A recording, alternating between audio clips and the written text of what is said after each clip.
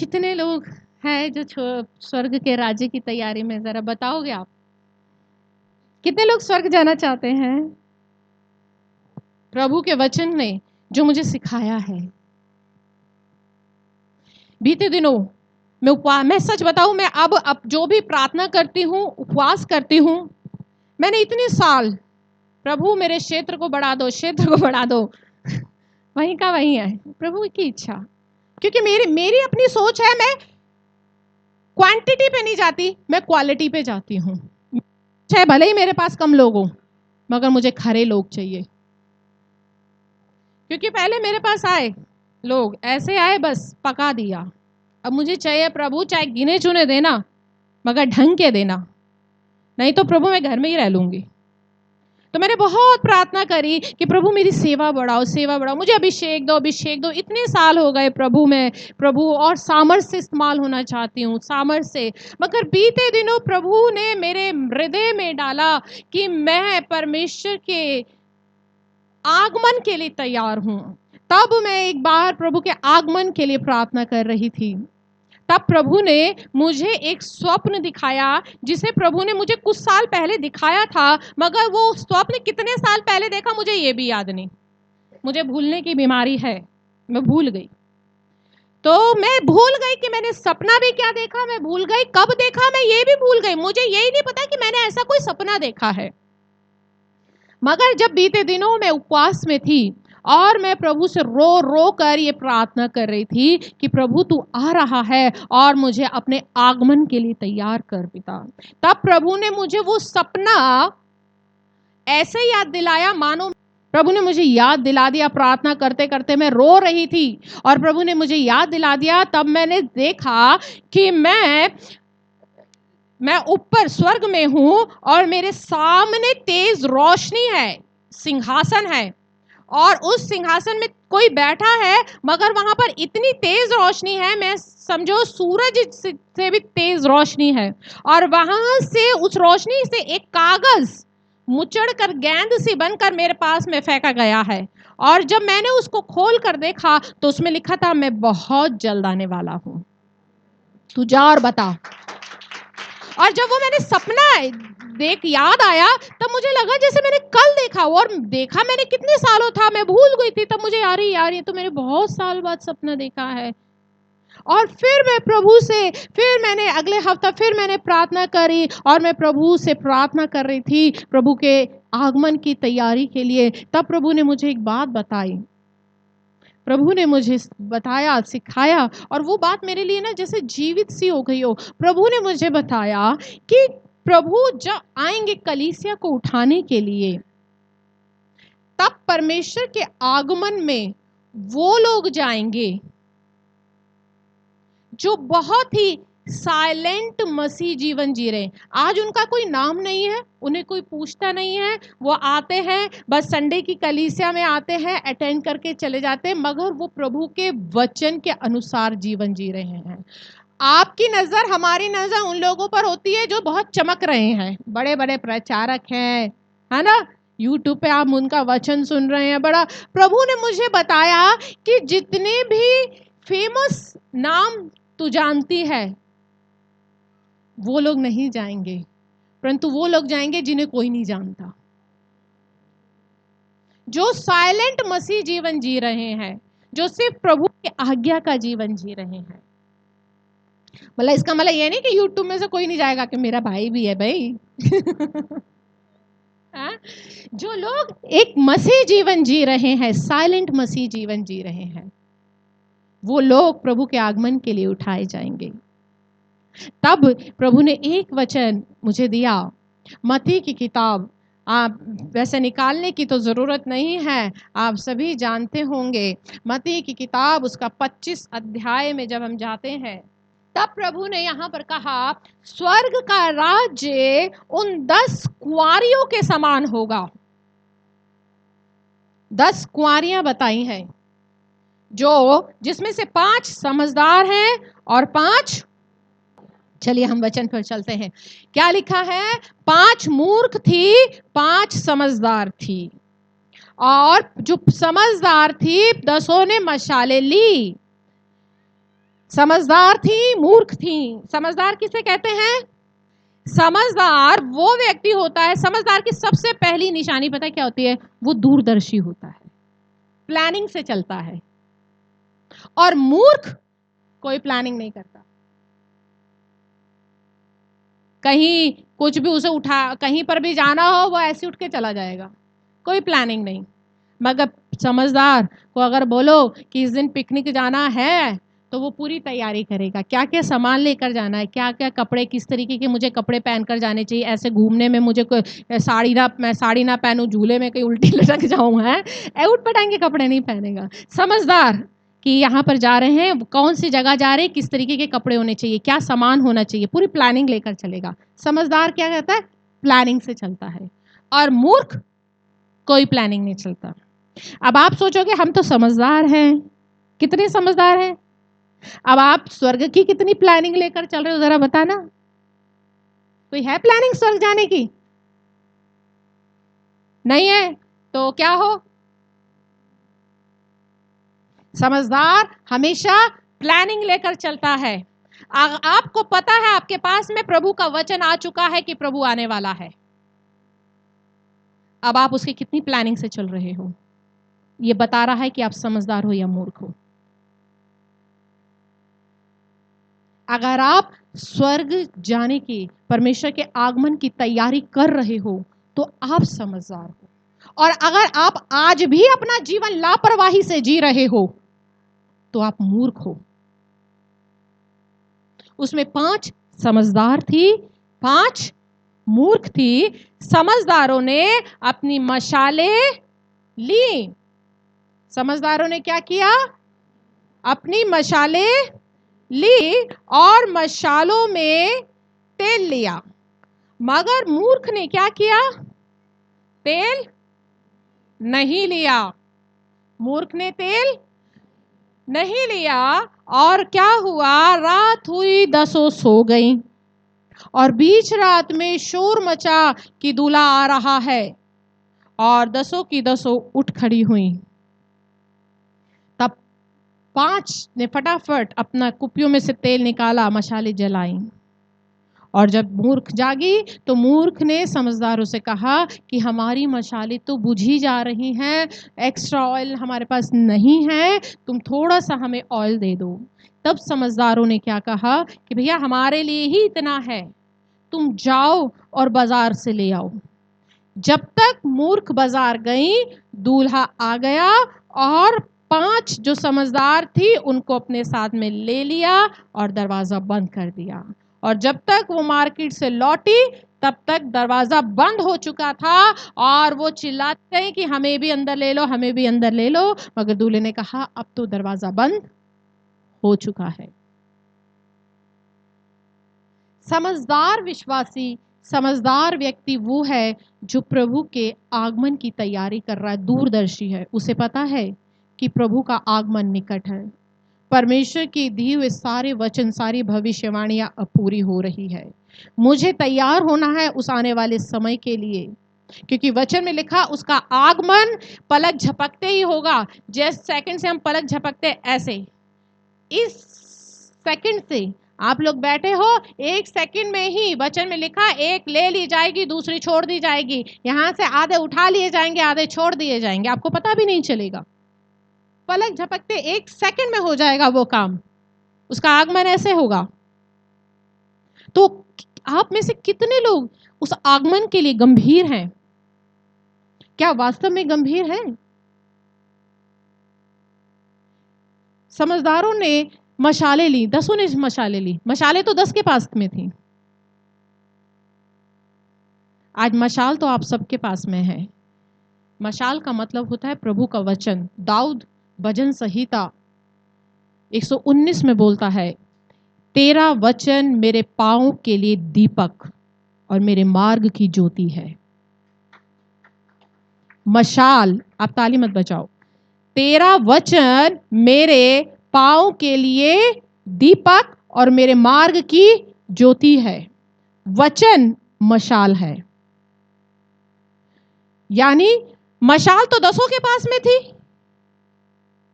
10 की 10।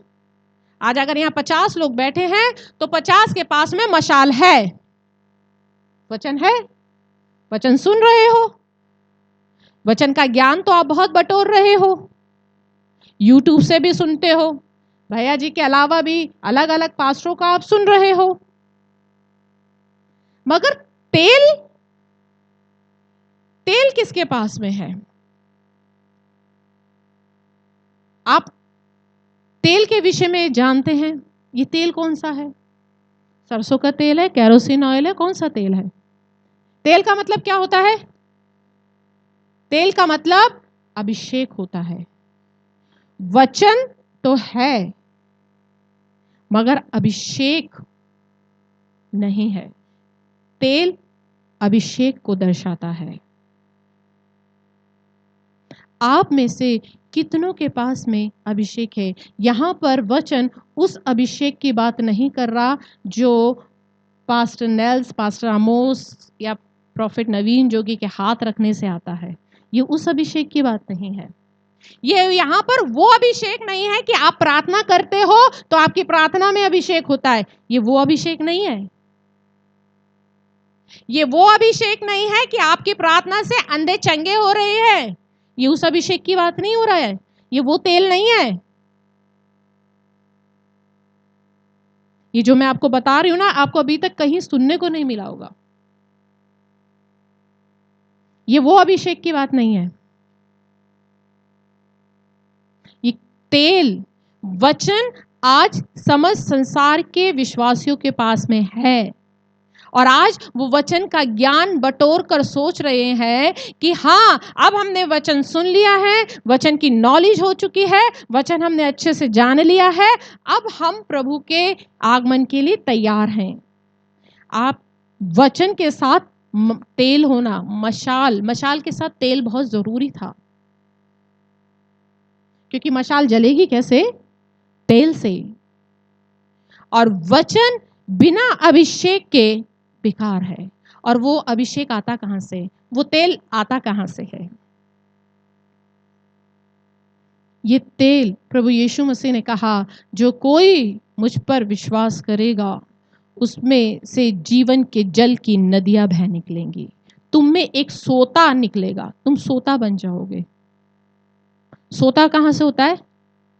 अंदर से निकलता है। कहां से? तो यहां पर इस सोते की बात हो रही है जो आपके अंदर से निकलेगा। ये वो अभिषेक, ये उस तेल की बात हो रही है जो आपके अंदर से निकलेगा। किसी भी पास्टर प्रचारक के हाथ रखने से वो अभिषेक नहीं आएगा। आपकी 4 घंटे की प्रार्थना में अगर अभिषेक है तो वो अभिषेक आपको स्वर्ग नहीं लेकर जाएगा। इस गलतफहमी में बिल्कुल भी मत रहना, क्योंकि लोगों की 4 घंटे की प्रार्थना होती है मगर उनके जीवन में वचन नहीं है। वचन उनके यहां पर तो है, जब वो चलते हैं ना, उनके चाल चलन में वचन नहीं है। जब वो बोलते हैं, उनके बोलने में वचन नहीं है। जब वो काम करते हैं, उनके किसी भी कार्य में वचन नहीं है। जब वो कोई निर्णय लेते हैं, उनके किसी फैसले में वचन नहीं है। जब मैं परमेश्वर के से पूछ रही थी, प्रभु यहाँ पर कौन से तेल की बात हो रही है, कौन से तेल की बात हो रही है, जब प्रभु ने मुझे ये चीज सिखाई और बताई, मुझे बहुत अच्छी लगी। एक नई चीज मैंने जो सीखी है वो क्या है, जब यहाँ पर तेल की बात हो रही है, तेल कहां से आता है? तेल कहां से निकलता है, कैसे निकलता है? जब मैं इसको खोज रही थी कि तेल की बात हो रही है, तेल कहां से आएगा, तब मैंने YouTube में जाकर देखा तेल कैसे निकलता है। तेल पता कैसे निकलता है? छोटे छोटे जैतून के तेल की बात कर रही हूं मैं। जैतून के बीज इतने बड़े बड़े होते हैं और उनको एक इमाम दस्ता टाइप एक बड़ा पौंड होता है, ये समझो, इसके अंदर ये बीज डाल दिए जाते हैं और एक बड़ा सा, इतना बड़ा पहाड़ी पत्थर टायर के रूप में, इतना बड़ा ये पहाड़ी पत्थर होता है, टायर के रूप में इसके बीच में ये डंडा होता है, ये डंडा होता है। ये मैंने बड़ी खोज करी है आप लोगों के लिए, ठीक है। और ये डंडा इसमें डाला और ये बारीक बारीक बीज इसके अंदर पड़े हुए हैं और ये यूं राउंड में घुमाया जाता है। इसमें बहुत वेट होता है, ये छोटा सा नहीं होता, ये जमीन से लेकर इतना बड़ा पत्थर और बारीक बारीक बीजों के ऊपर ये चलता है, बारीक बारीक बीजों के ऊपर। और ये बीज को पूरी रीति से मसल देता है और जब ये मसल जाता है बीज, अपनी सुंदरता, अपनी खूबसूरती, अपनी अकड़, अपनी चमक सब खत्म हो गई इसकी यहां पर। ये क्या है? वचन है।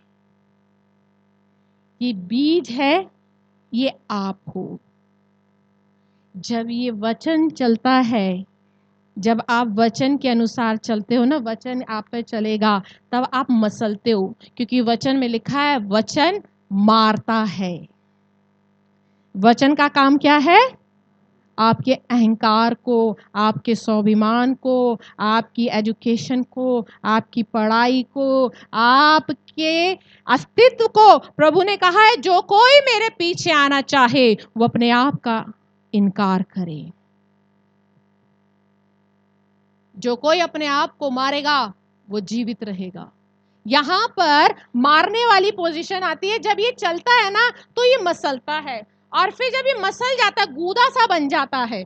आजकल तो टेक्निक आ गई है ये मिक्सी की, मिक्सी में डालो गूदा बन जाएगा, कपड़े में निचोड़ लो, ये है। मगर जो सही तरीका पहले इजराइल में इस्तेमाल होता था तेल निकालने के लिए, वो ये है। और फिर इसको गूदे को उठाते हैं और फिर एक जालीदार टोकरी में डालते हैं, जालीदार टोकरी होती है, और फिर उस टोकरी के ऊपर बड़े बड़े लोहे और पत्थर भारी प्रेशर से उस गूदे को दबाते हैं। वो परिस्थितियां आपको दबाती हैं। वचन क्या करेगा?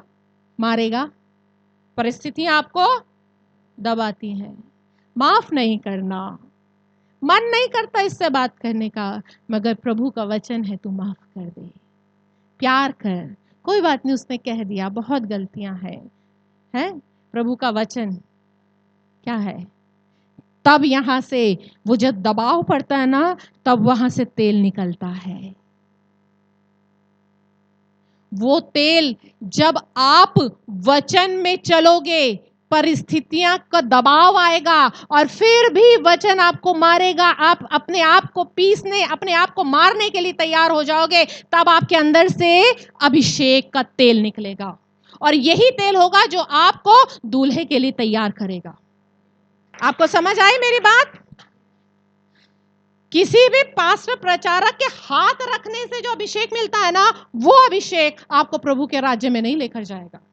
अगर आपकी 4-4 घंटे की प्रार्थनाओं में अभिषेक है तो मत सोचना कि आप प्रभु के राज्य में जाओगे। मगर अगर आप मर रहे हो, वचन आपको मार रहा है और आप फिर भी प्रभु की आज्ञा को मान रहे हो, परिस्थितियां इतनी खराब हैं, मगर फिर भी क्योंकि प्रभु का वचन कहता है मुझे चलना है, तब आपका तेल निकलेगा।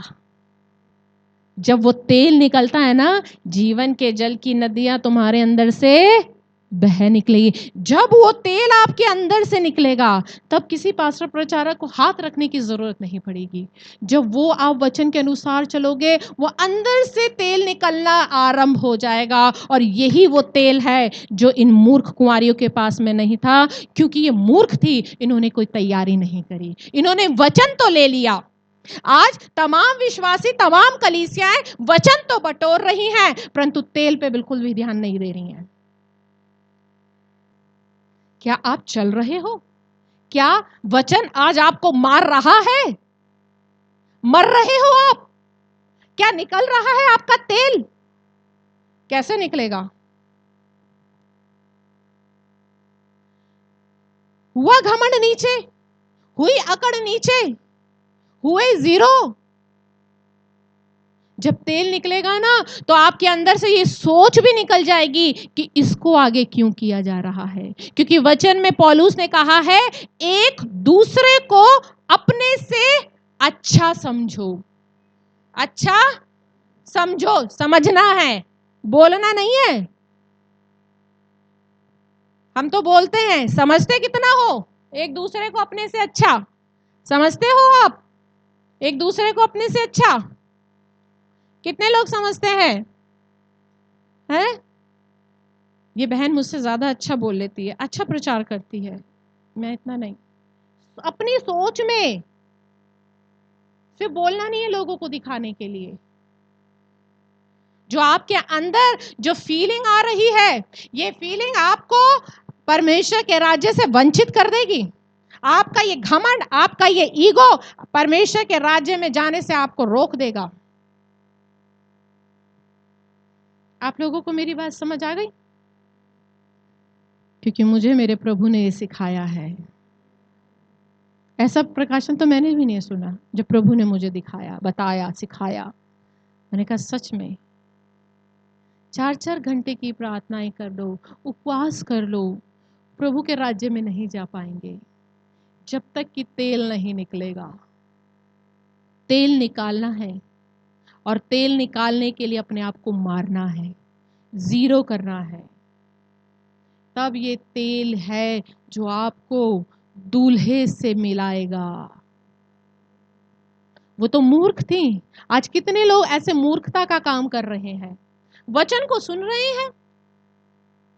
अभी नहीं आना प्रभु ने, अभी नहीं आना, अभी तो इतने साल बाद है, तब तक खाओ पियो, जो मन में आता है करते हैं, जो मन में आता है बोलते हैं। ऐसा नहीं है।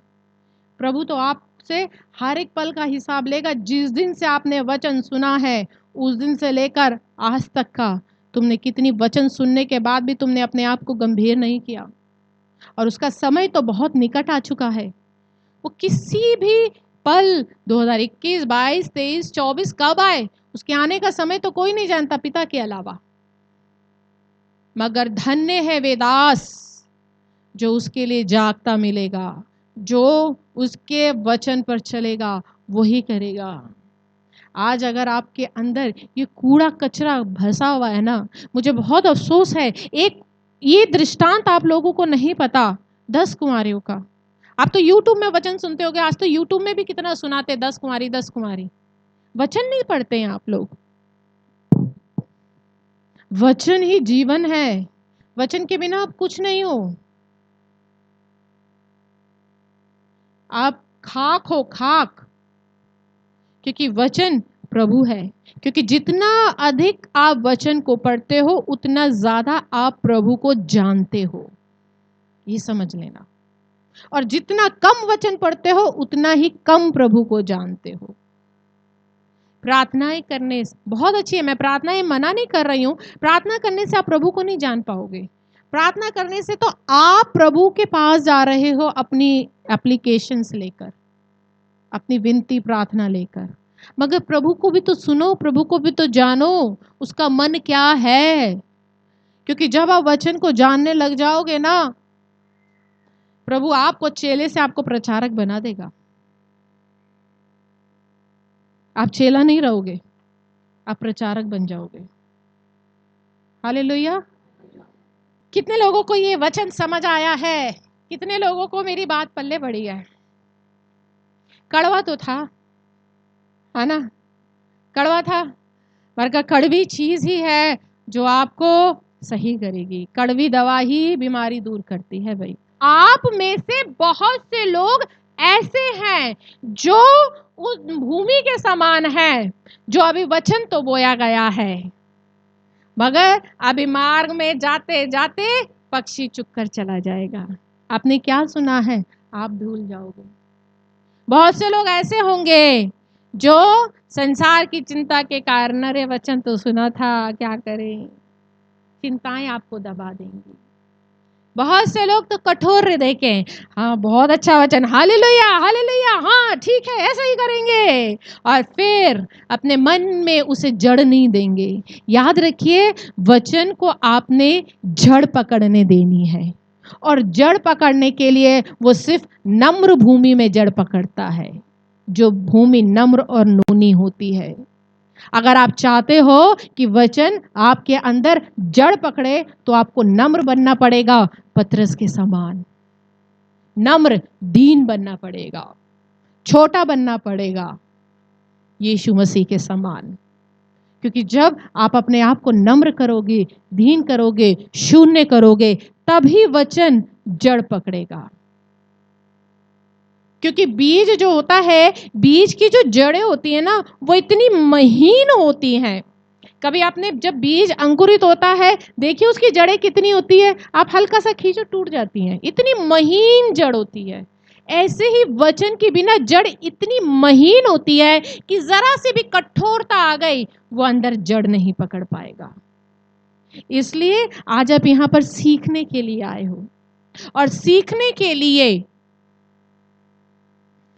जो एक्चुअल शिष्य बनने के लिए छोटा बनना पड़ता है, ग्रहण करना पड़ता है।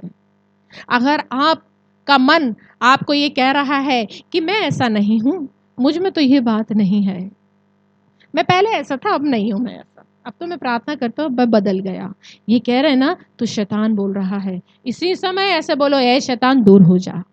अगर ये सोच आ रही है, अगर आपके अंदर ये सोच आ रही है कि मैं ऐसी नहीं हूं, तो निश्चित रूप से ये शैतान की सोच है, उसे ग्रहण मत करो। क्योंकि शैतान आपको वचन ग्रहण करने से रोक रहा है। वो नहीं चाहता कि वचन आपके अंदर जड़ पकड़े, वो नहीं चाहता कि बीज आपके अंदर फलवंत हो, वो नहीं चाहता कि आप प्रभु के राज्य के लिए तैयार हो। क्योंकि आप प्रभु के राज्य में तैयार ही तब होगे जब आप वचन को ग्रहण करोगे, जब आप वचन पर चलोगे, जब आप अपना तेल निकालोगे। इसलिए अपना तेल निकालना है वचन पर चलकर, उसे अपने जीवन में लेकर आना है। हालेलुया।